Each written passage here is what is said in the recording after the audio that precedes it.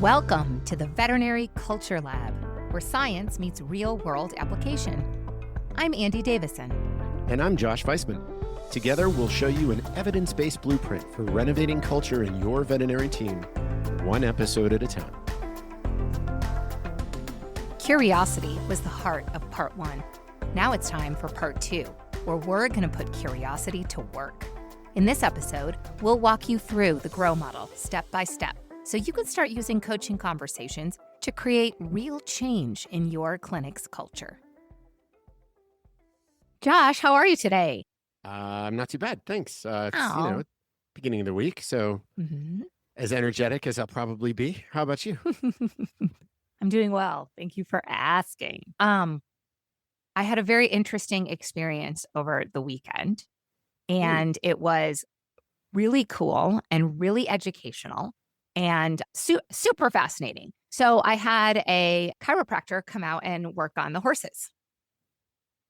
Okay. And she came out and she worked on Mike's horse, as well as Boston, as well as Marshall. And as everybody knows, right, I've got my two boys, Marshall and Boston, and they're both at very different points in their lives. And having somebody who is extremely qualified, this particular person is a veterinarian. She is also a boarded internist and a boarded sports medicine rehabilitation veterinarian. So super cool, super knowledgeable. To have her come in and basically go over the horses with a fine-tooth comb was fascinating.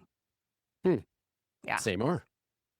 The funny thing was that she was very easily able to kind of pick out my weaknesses as a rider, right? So like whether or not I was left-handed or right-handed, whether or not I was stronger on one side versus the other. She was very quick to pick up on some of that.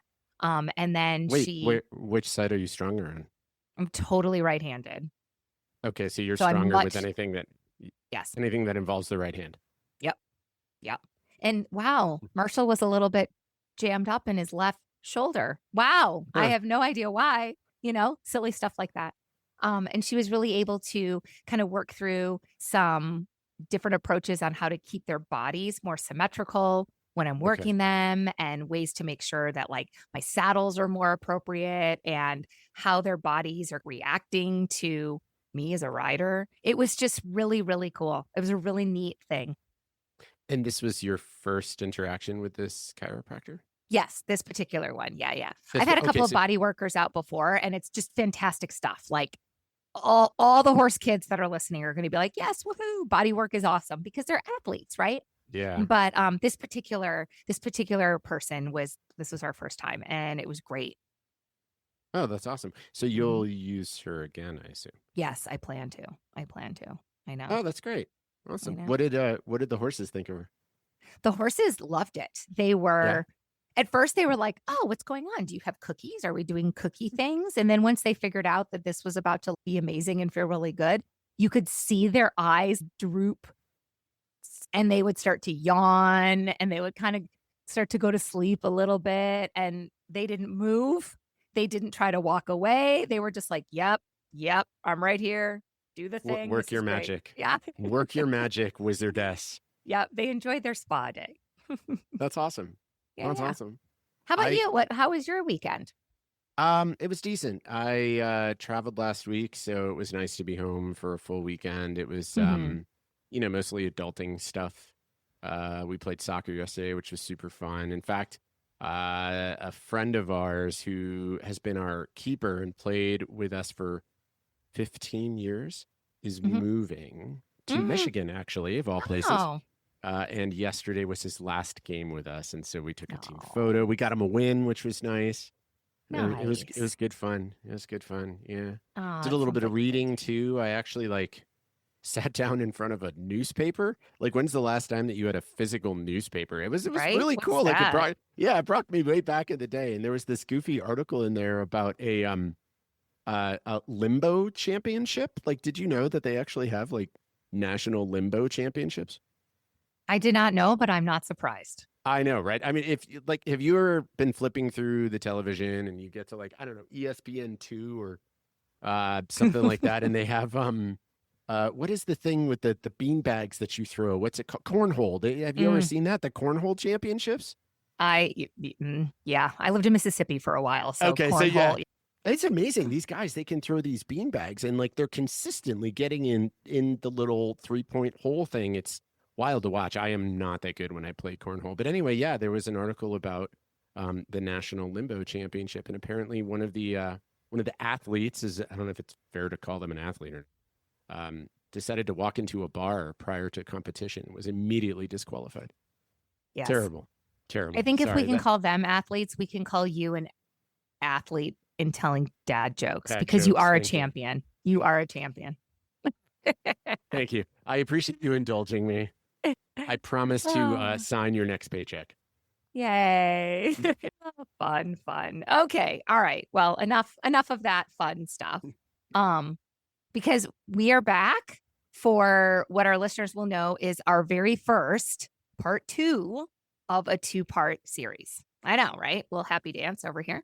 And I'm pretty excited because it's super, super fancy. And it's going to continue that conversation that we started last time surrounding coaching communication. And even though we don't typically stretch one paper into 2 full episodes, we totally realized that last time this stuff was just way too good to stop. So here we are with round 2, because coaching, it really is that important in our profession. Now, we kicked things off last time with Ted Lasso, because we're both obsessed, as is everybody else. And there's no way that I cannot not bring him back again, because there's one scene in particular that just nails what coaching is all about. And yes, I am talking about the darts scene. Now, if you haven't seen it, I promise you I won't ruin it too badly for you. But if you have, you know exactly what I'm talking about. This iconic scene, it takes place in the pub, where Ted gets challenged to a friendly game of darts by a not so friendly character in the show. There is a lot at stake, and everyone in the pub is pretty darn sure that Ted is about to get humiliated. Ted, being Ted, steps up with a smile. And as the game comes to an end, it looks like the bad guy might just win. But then Ted takes the opportunity to share the story behind his love for a quote by Walt Whitman: "Be curious, not judgmental." And while I won't spoil the outcome of the game, I will say that everyone in that pub learned the value of curiosity that day. Now, that scene, Josh, it brings tears to my eyes every single time I watch it. And I have a sticker that says, "Be curious, not judgmental," right here on the keyboard of my laptop. Because Ted and Walt, they're right. Curiosity absolutely changes the game.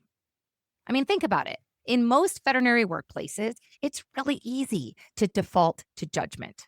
When the tech forgets to run the blood work, when Mrs. Holmes fails to give Tootie the full course of antibiotics, judgment shuts things down. But curiosity opens things up. It asks, what's going on here? What else can I learn? What strengths might this person have that I haven't seen yet? And that's why curiosity is the beating heart of coaching. It's what turns a conversation from directives and compliance into confidence, motivation, and most importantly, connection. So, Josh, let me throw this one to you, because when you think about the quote, "Be curious, not judgmental," how do you see that mindset showing up in VetMed? And what difference does it make for the humans on the team? That's a lovely question. And that's a wonderful scene Mm, from what is one of the best shows on television, the mhm, TV that I feel like the world needs. mhm, I think curiosity is an interesting thing when it comes to the people of VetMed. I mean, I think the people of VetMed are generally curious people anyway. I mean, it's a lot of what draws us to the science of veterinary health is an insatiable curiosity to learn things, to understand things, and I think that's an important part. There's this underlying hunger among the people of veterinary medicine for certainty and understanding. We are the kind of folks who we want to know things, and we want to know things deeply, broadly, and with a great deal of confidence so that we can then act on that knowledge and do good things out in the world.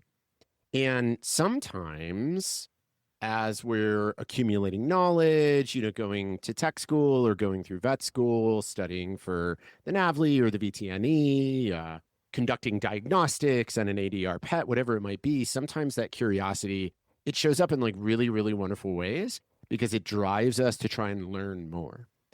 And sometimes, Andy, I think we lose sight of that curiosity because the hunger for certainty and understanding takes over. And we sometimes jump to conclusions and we forget to flex the curiosity muscles. Like in those situations that you mentioned, when the technician does something that's unexpected or falls short of our expectations, or the client, doesn't follow the orders, they're not compliant with the things that we've asked. And then we make judgments and we put judgment ahead of curiosity. And I think that's sometimes something that happens to the people of vet med too. And so I guess my ultimate takeaway is to just, remember as often as you can the curiosity that led you to this profession, and try and leverage that in every moment that you can throughout your day to day. Yeah, that's lovely. That's a lovely balance that I've seen show up more than once. More than once. Yeah, more than once. All right. Now, I promised last time that we would take this super fancy part 2 and expand on the conversation, right? Because you'll remember that last time we utilized the science of a paper that was published in the Journal of Work Applied Management back in 2021.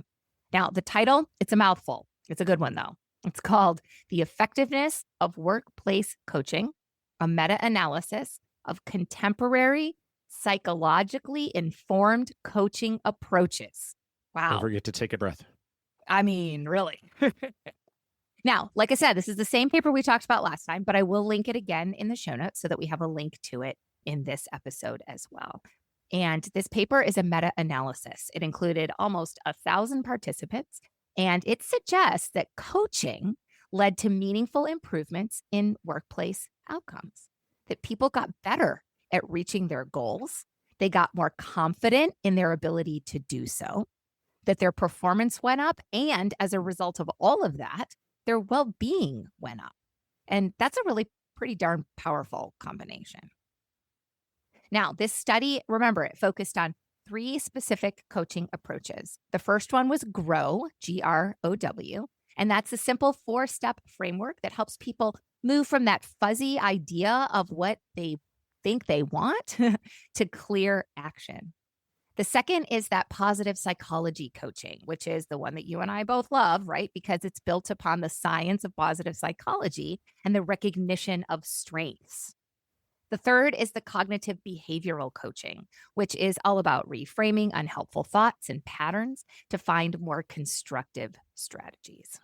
So, in other words, whether you're clarifying goals, tapping into strengths, reframing your thinking, coaching brings benefit. And all of that starts with a curious mindset. So last time we geeked out on curiosity, which is what took the conversation off into the beautiful direction that it did and warranted a part 2. But today we're going to geek out even more on what those steps might look like. So Josh, are you ready to flip full geek mode on and play with this science in action? I'm super ready, Andy. Born ready, right? Born ready. Cool. All right. I really think that when it comes to veterinary professionals, we all like structure. We really do. We like direction. We like to know kind of where we're going. We like to have a plan. We like to be able to know what's coming up. And that's why I really like Sir John Whitmore's GROW model, because I think it offers that structure that can still be malleable given different situations at work. So let's run curiosity through that framework with a positive psychology spin and see how this might play out in a clinic. So starting with the first one, G, right? That's goal. And this is all about clarifying what you want to achieve. Now, in a busy clinic, goals often sound like tasks, right? We want to finish our surgeries by 2 p.m. or make fewer mistakes. But when we add a positive psychology lens, we ask, well, why does this matter? What's the meaningful outcome? For me, I try to encourage the word because. or so that, in with a goal, so that we can explicitly emphasize our values. So let's put this into a scenario. Let's imagine that a new grad veterinarian is feeling a little bit overwhelmed and doubting themselves a little bit. Their first instinct might be to set a goal like, I just don't want to mess up anything today.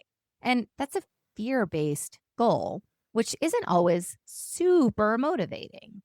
A more coaching style goal might sound something like, I would like to finish today feeling confident in at least one clinical decision so that I remember that I have something significant to offer here. Same goal, but two totally different energies can come from each of those reframes. And when it comes to defining that goal, I really encourage people to consider what's known as an approach goal.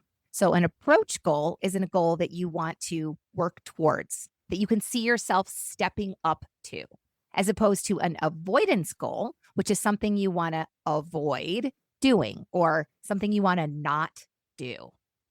So, Josh, when people reframe their goal, right? When somebody reframes that goal from an avoiding failure to building confidence, what shifts for them in a way that can help them show up more effectively? It's a lovely question. It's a great example too, by the way. I love that.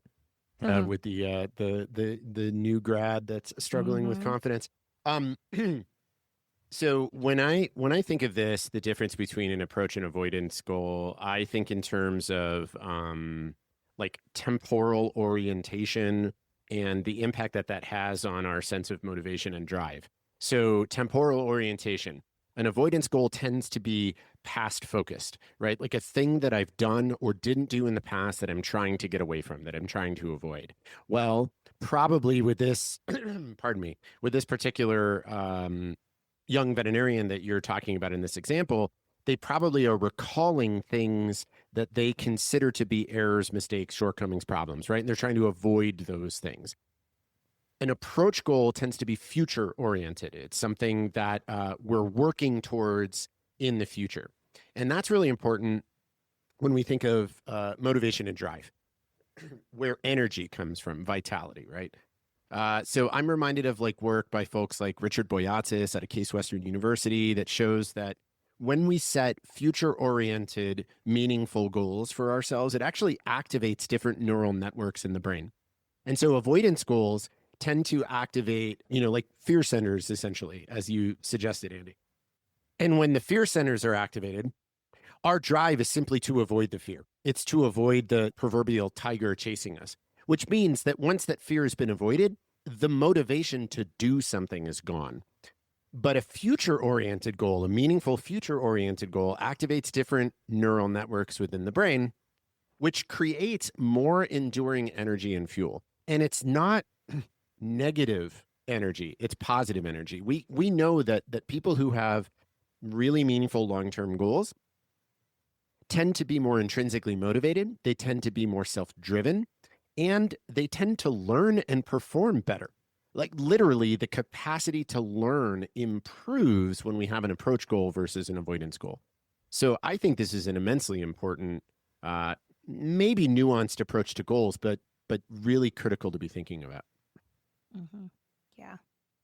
I think what the takeaway from that is, and I love it, is that it it reminds you of your agency in order Mhm, to accomplish the goal, right? Like I can do this and I want to mhm. do this. And it pulls on that intrinsic motivation and that self-efficacy of I can. Like I have the agency to make it so. And that comes with an approachable goal as opposed to a fear-driven goal. Yeah. Yeah. Yeah, it almost always feels better to all of us to build on a strength than to excise a weakness. Heck yeah. Yeah. It's more empowering that way too. Totally. 100%. Yeah, totally. So I think even just within the grow step, there's a beautiful opportunity to kind of get curious and to start that coaching conversation. Because I remember back when I was a leader, we had like requirements where we had to sit down with our team every so many months and ask them, what their goals were. What's your goal? How are you going to reach that? And, we would try to understand more about that.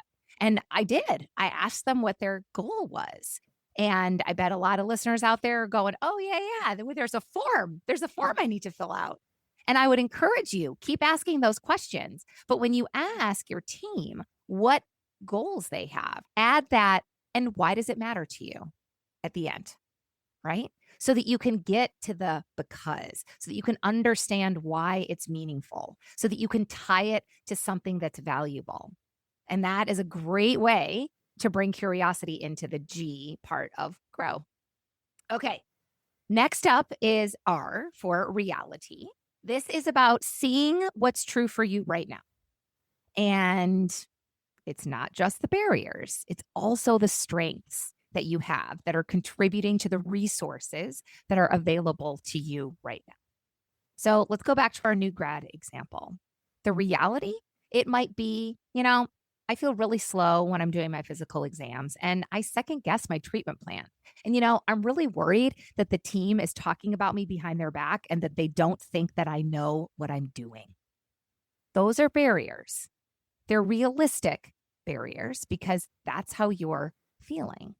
But there are also a lot of assets that you need to pay attention to and notice because they're there as well. Because you know what? I'm actually really pretty good with histories. I'm really thorough. And because of that, I listen to my clients and my clients recognize that and they trust me.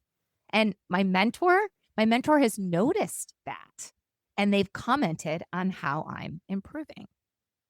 So when we consider our human tendency to focus on what's wrong, that can kind of contribute to what we see as our reality and what we see as our resources. But I really want to encourage a balance here. It's really important because the fuller picture matters.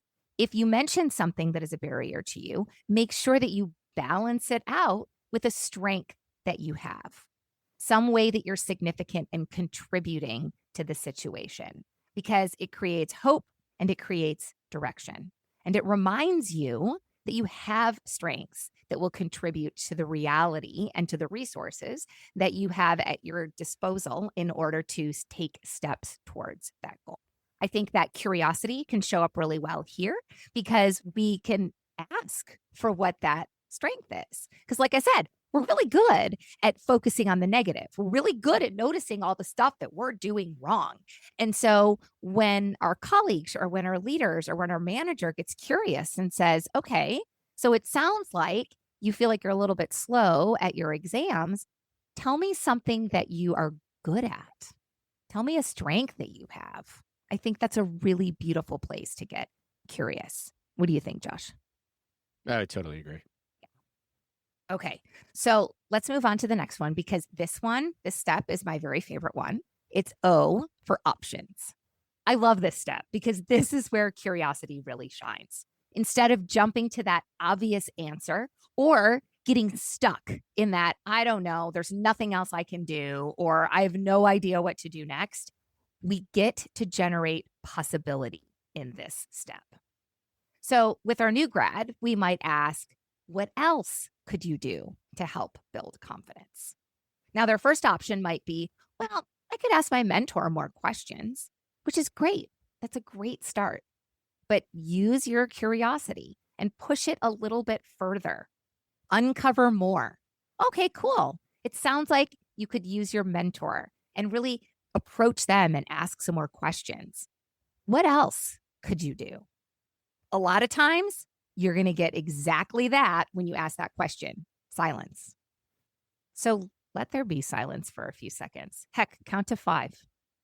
And I bet you're going to come up with another option, which will then encourage other questions. Oh, okay. That sounds like that might be another option. What could support you there? Or what else could be helpful for you here? And it will start to push that door open towards possibility as opposed to just being content with the 1 or 2 options that come up initially. That what else can be really helpful here? So after giving them a moment of silence, maybe they start thinking and they think, gosh, maybe I could track some small wins in a notebook, or I could lean into that strength that I have with, building trust with my clients. And when you open that door a little bit more, suddenly you've got a menu of options moving forward as opposed to just that one narrow path. So, Josh, I'm curious, can you think of a time when asking just one more curious question helped someone discover an option that they hadn't even considered? Yeah, I love this question. I think I've told you the story before, but I'll repeat it here for the listeners' purpose. When I was in the master's program for applied positive psychology and coaching psychology, on the coaching psychology side, we had an instructor, Julie Papworth was her name. Julie was fantastic. And I remember, so at the time, I was doing this course. It was distance learning. I was in my home. I was actually down in the like kitchen, living room kind of area. I had a live lecture happening. Julie, this was at the University of East London, so they were in England. It was the kind of the early morning here. My wife, Greta, was away at work. I was the only one at home. And this lecture was playing. And I remember, I think I was up in the kitchen. I may have been making a cup of coffee or something as I was listening. And she was talking about questions. The whole lecture was on questions and how to use good questions in coaching. And she mentioned something like what you just suggested, Andy, that sometimes you're going to ask people a question, and you're going to get silence, or you're going to get this, oh, I don't know.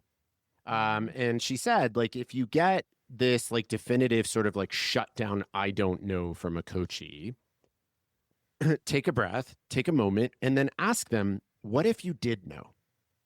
And I remember like bursting out laughing in my kitchen. And thank God that my microphone was muted so that Dr. Papworth didn't hear me laughing at her. But I was laughing out loud, thinking to myself, there is not a reality in which I will ever ask another human being that question. Well, what if you did know? Like, it felt like kind of, pardon my French, a dick move, And I was like, no way. So then let's fast forward a couple of years later. And, now I've graduated and I'm coaching clients, and I don't remember who it was, but I had a coaching client and we were talking about some issue that they were struggling with in veterinary practice. It was somebody like in a management position of some kind. And, we got to the option stage, and I said, okay, it seems like these are the challenges that you're having right now. This is the goal, the meaningful goal that you set for yourself. We've got a gap between where you are and where you want to be. What do you think are the steps that you'll need to take? What do we need to do first to move you toward this goal? And I'll never forget, she said to me, oh, I don't know. That's why I'm coming to you. I've never been in this position before. I don't know what to do. And I remembered that damn lecture with Dr. Pepper. And I started laughing in my head, obviously not in front of the client. And I took a breath and I said, okay, what if you did know? What would be the first step then? And I thought for sure that this person was going to just like rail on me. Like, what is wrong with you? How could I just literally told you I don't know? No, it was like totally different response than what I expected. I'll never forget, it was on cameras through Zoom. She leaned back in her chair and she kind of looked up and she thought, well, I suppose I could. And then she started suggesting some ideas. So that one added question, like everything in my body screamed, okay, she doesn't know, give her advice. But instead I asked, well, what if you did know? Genuinely, authentically, not judgmentally, tried my best to like just throw the question out and give her the space to process it. And it worked. That's really cool. That's a great story. That's a Yeah, it great was story. Fun. It was fun. Yeah. I can relate to that. You want me to ask them what? Yeah. That's really neat. But it was effective. Cool. It worked. Cool. Thanks for sharing that one. Sure. Okay. So we've gone through GRO. The last one is W, which stands for way forward. And this is the step where options become actions. Who will do what, by when, and what support will make it stick. And here's the positive psychology's twist.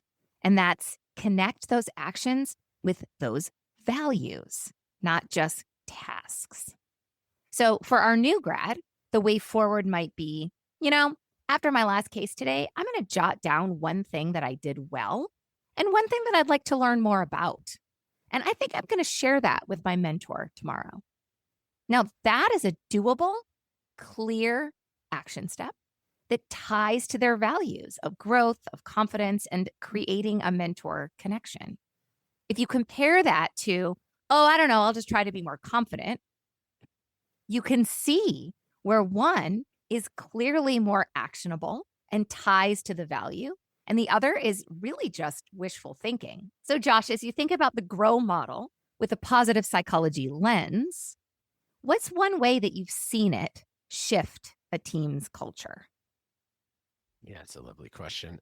I I think about, practice managers or medical directors, hospital owners, even like corporate executives or senior leadership in some of the consolidating groups that we've had an opportunity to work with. And I feel like this is one of the primary superpowers that effective teams have in their leaders.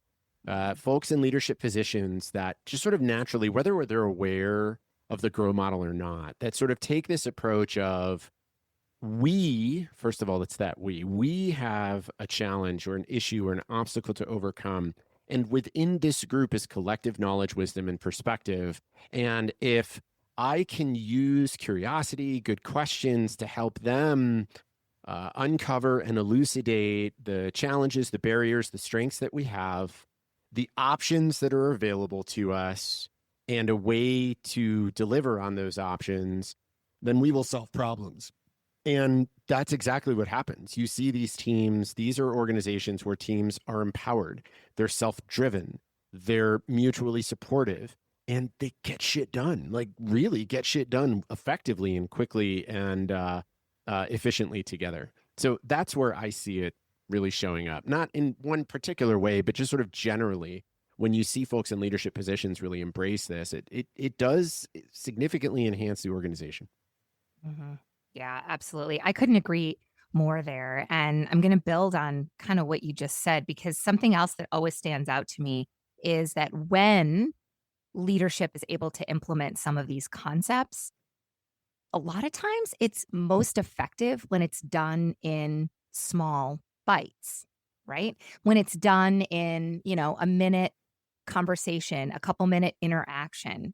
And that reiterates something that I think is really important and kind of exciting and a bit of a relief too, is that this doesn't have to be a 30-minute drawn out conversation with somebody every time you want to get curious, every time you want to implement some component of the GROW model. You can actually do this in a couple minute interaction, in a 2-minute conversation, in the hallway, during a huddle, while you're, I don't know, closing up the patient after a spay. You can do that in those short moments.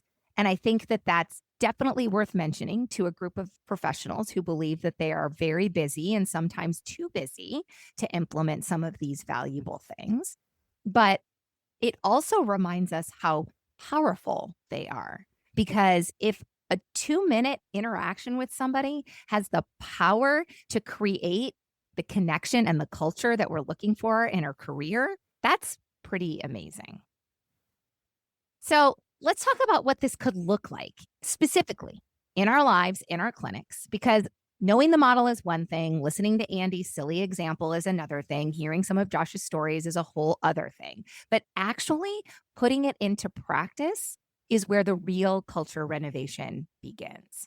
Because I get it.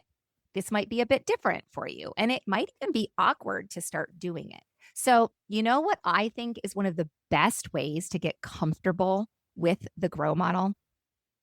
Practice it on yourself. Use it to coach yourself. End every shift, end every day by asking, what was my goal today? What realities did I face? What strengths did I bring to the table? What options are out there for me? And what's one step that I can take tomorrow towards reaching that goal that is so important to me? It's a quick reflection. It keeps you from just focusing on what went wrong, and you start to notice progress, values, strengths that are going to build confidence for you. I also love this because it's simple and it's private, and it gives you the space to kind of play around with it, maybe fumble through it so that you can feel confident confident in your skill when you take it out into the world and try it with somebody like in real life. So, Josh, that's my go-to starting point. What are some ideas that you have for ways that some of our listeners might implement this into their lives? I've started to encourage people, especially folks in like leadership positions, but Mm-hmm. I use that relatively informally in this context. So, leadership position might mean that you're the practice manager, but it also might mean that you're the technician that's been there for 10 years and you've got a bunch of baby techs on your team and they come to you with questions, right? The thing that I've been encouraging folks to do is the 2-question rule, that Mm-hmm. whenever somebody comes to you with something that feels like I can solve this, I can tell you what to do, challenge yourself to ask 2 questions first. It could be a clarifying question. It could be a deep digging question. It could be an exploratory question, but anything. Challenge yourself to ask 2 questions first. And I feel like that's a simple way to kind of start implementing some of the grow practices in day to day. Mm-hmm. Yeah, I love that. I really love that. If anyone tries that, we'd love to hear about how it goes because that's a good one. Some other things to help support you as you try this out and test it out is a worksheet that we are going to have available to everybody in the show notes. It's just a little step by step to help you work through each component in a way that makes sense. So I want to alert you all that it will be there in the show notes. If you are a worksheet sort of person, we got you, and it will be there for you. Because remember, you don't have to overhaul your culture in one day. Renovation, it starts in moments. And if you bring even just a little bit of curiosity into some coaching style conversations, even just this week, you will notice a difference. And as our friend Ted reminds us, be curious, not judgmental. Bring that mindset into your coaching conversations. And I promise you will unlock confidence, connection, and growth. And it really can change the game. You know what else, Josh, can change the game? What's that? Is it Florida Man? It's not just Florida Man, because if you'll remember last time, our Florida Man was naked Florida Man. Oh, yeah, that's And right. I promised you that didn't really narrow it down a whole lot. And I'm here to prove my statement because this week, naked Florida Man drinks 2 liters of vodka, burns down house while baking cookies on a George Foreman grill. Okay, this is making me think of The Office. So have you seen the episode in The Office where Michael burns his foot on the George Foreman because he has it automatically making bacon in the morning? That's amazing. Yes, I'm seeing the Oh, connection there. yeah, I'm seeing the connection too. That's glorious. Yeah, so yeah. I can't help but wonder if the 2 naked Florida men know each other. Or are related. Yeah, I mean, it's Florida, so it is all Yeah, possible. it is all possible. That's glorious. Oh, good. Well, listen, thank you everybody for sticking with us through this super fancy 2-parter. If you picked up some ideas, test them out, we would love to hear how it goes. We want to know, what do you think? So check out the show notes for the article links, the worksheet links, and some of the other things that we mentioned. And as usual, be sure to like and subscribe for more Veterinary Culture Lab. Thanks, Josh. Thanks for hanging out with us in the Veterinary Culture Lab, powered by the science of workplace well-being and brought to you by Flourish Veterinary Consulting. If today's episode sparked an idea, made you smile, or got you thinking, hey, I should totally try that, let us know. What do you think? Be sure to subscribe, share, and remember, a thriving veterinary culture is possible, and you don't have to build it alone.